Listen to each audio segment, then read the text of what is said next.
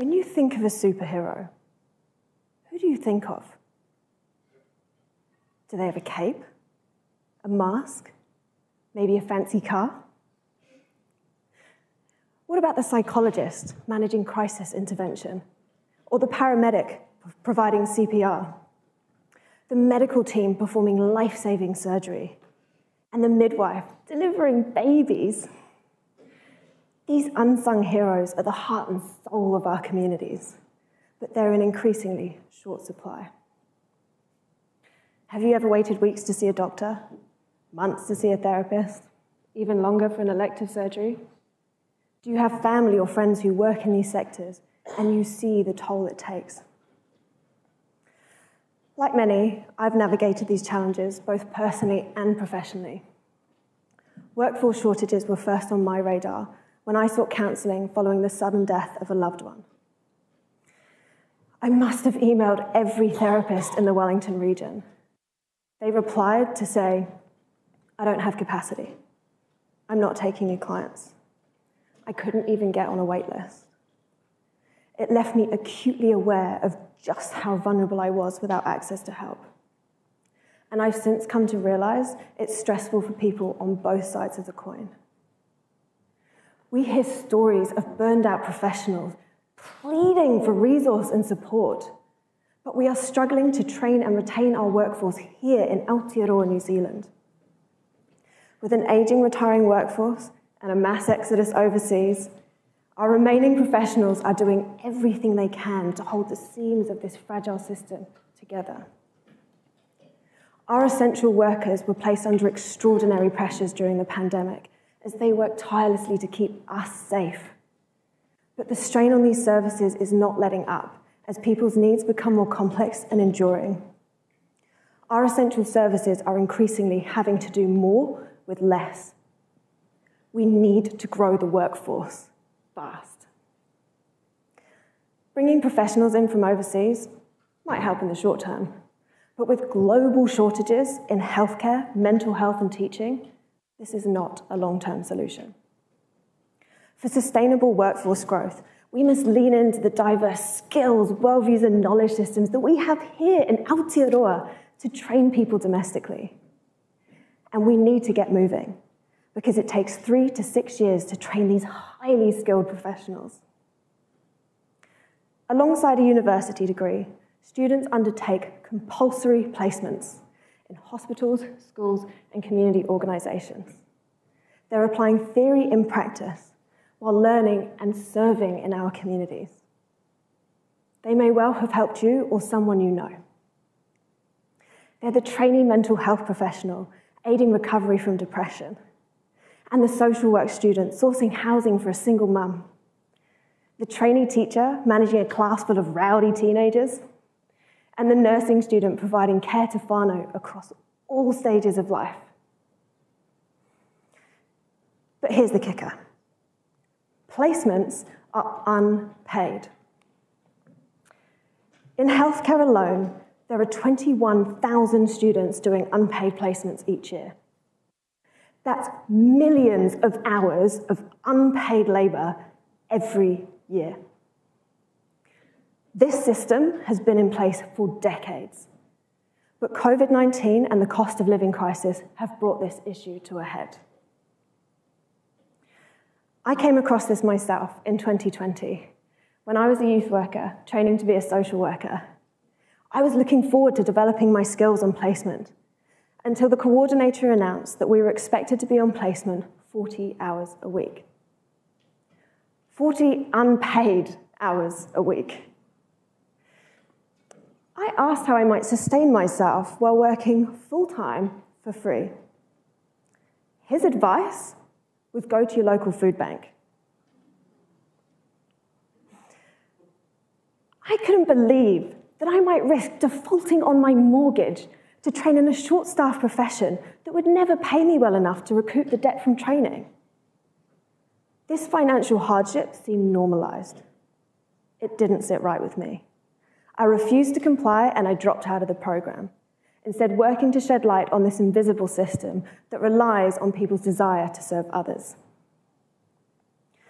I could see firsthand how overburdened my peers were in training, because unpaid placements come at a cost, mentally, physically, and financially. We call this form of hardship placement poverty. Let's take a closer look. Most students are eligible for a few $100s a week, either a student allowance or living cost loans. Typically, they pick up a part-time job to top up their income, but placements actively restrict a student's capacity to take on paid work. They can be sent on placement anywhere in the country. Training involves significant startup costs, big travel bills, double rent, and childcare arrangements for those with families to support. Students have to cover all of their course costs on top of everyday living expenses with a sum of money that typically amounts to less than half the minimum wage. So despite not having capacity to take on paid work, many have no choice. People can't feed their kids with great learning opportunities or pay their landlord in goodwill. It's not uncommon for students to have 2 or 3 casual jobs to fit around their shift patterns. But that means between up to 40 hours a week on placement, ongoing study commitments, and paid work, students report working up to 80 hours a week. And still, there are stories of students sleeping in cars and sheds because they cannot afford to meet their basic needs. One student was found sleeping in a park. It's no surprise that our trainees are anxious, stressed, and depressed when we put them through such rigorous training while plunging them into poverty. And just to really rub salt into the wound, students pay fees to work for free. The price of placement poverty is that our trainee workforce are burned out before they even begin. Workforce shortages won't fix themselves, with dropout rates from training as high as 45%. If that number sounds crazy to you, you're right, it is. And I stand here representing that 45%. So despite the fact we have people who want to work in these professions, and the fact that we desperately need them, we've created this gladiatorial-style training system which pummels people with obstacles while they scramble to find their feet. The current system is grueling, but there is a more sustainable pathway to success. The New Zealand Police Force is a fellow social service that pays its recruits to train. They spend 5 months at police college with food and accommodation provided, all while being paid above the minimum wage. They graduate with no debt and all the skills they need to get out on the beat. Over the last few years, the New Zealand Police Force has grown 21%, and it's the most diverse it's ever been. The dropout rate from police training over the last 5 years has averaged 1.5%. Paid training can be done because it is being done and it works. Imagine the ripple effect of paid training in our other essential services too. Our trainee teachers could educate the next generation and afford their own school lunch. Our medical students could afford a trip to their GP when they get sick.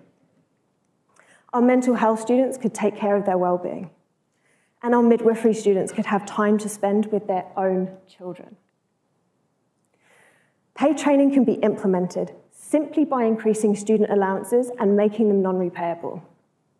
The infrastructure is already in place, and it means students can continue to undertake placements anywhere they need to.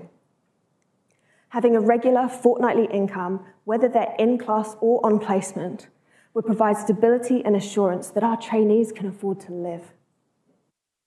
It's in our interest for them to focus on training to completion. We want to see those graduation caps proudly flying high. Paid training would also open up these professions to more diverse demographics, including Māori, Pacifica, and mature students. We know that a representative workforce improves health outcomes. That connection with someone of a similar worldview or cultural background makes us feel seen and understood, so we're more likely to engage in treatment. Alleviating placement poverty could unlock so much potential. We need sustainable workforce growth to ensure safe staffing levels, for shorter wait times, better workforce well-being, and greater staff retention. The ripple effect from paid training could be bountiful. Ultimately, this is about bringing these professions in line with other paid training programs, like police, prison officers, and apprenticeships. At its core, paid training is about dignity, diversity, and equity and access to training and services. It's an investment in our workforce and communities alike. So let's support society superheroes to be at their best and available to provide the services you need when you need them. To achieve this goal of sustainable training for accessible services, we have to keep this conversation going and make our voices heard. I ask this of you. Talk to the people in your life about how training and retaining our essential workers would benefit them. Whether you're a student, a practitioner, a decision maker, or a member of the public, addressing workforce shortages is everybody's business, and paid training would be a win-win for us all. Thank you.